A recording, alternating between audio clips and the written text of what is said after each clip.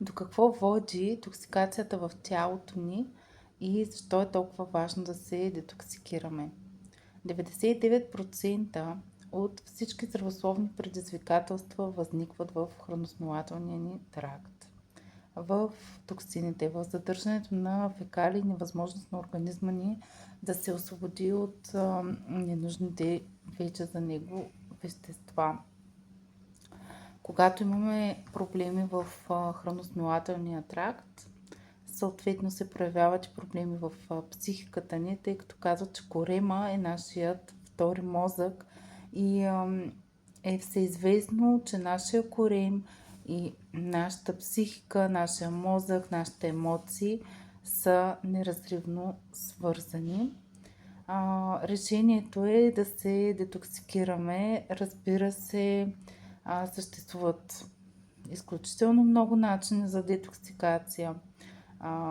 Съществува гладуване, съществува плодолечение, съществува режим само на определени храни, чай, вода и мед и плодове. Аз лично за себе си съм избрала по-лесен начин, защото съм правила гладуване, но съм човек, който не може да гладува. Моето решение е програма Лесно начало.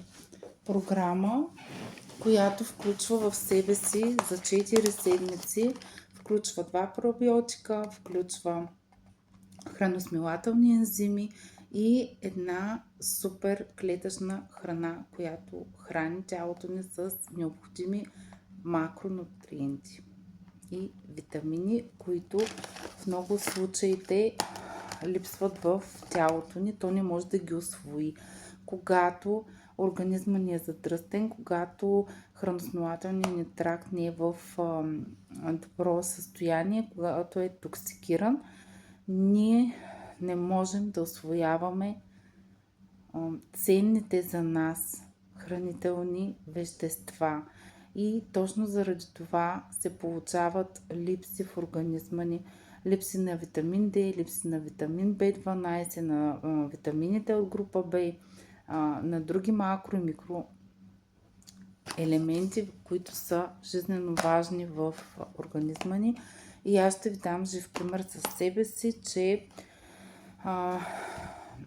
имах дефицит на витамин D и витамин B12. За мен беше непонятно как така ще имам дефицит на тези витамини, при положение, че аз цяло лято се пека на слънце и почти не използвам слънцезащита.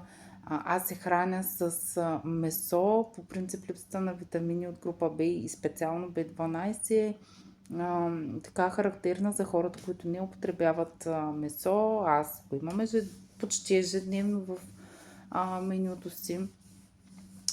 И точно за това предприех тази стъпка да изчистя храносмилателния си тракт, да му дам възможност да се възобнови, да дам възможност на метаболизма ми да се рестартира, да дам възможност на хранителните вещества, които ще вкарам под формата на клетъчна храна, да се усвоят максимално добре за моят организъм. И да ви кажа, че тази хронична умора, която се получава, с която аз съм много добре запозната, постоянна сънливост, лошо настроение, така от сутринта си крив и цял ден не ти минава, изключително ми е познато и в момента днес започвам моята втора седмица с програмата. Доста от нещата взеха да се изпаряват, които ме тормозиха преди. Така че надявам се да съм ви била полезна. Аз съм Тихомира и за въпроси не се колебайте да ми пишете на лично съобщение. Прекрасен ден от мен!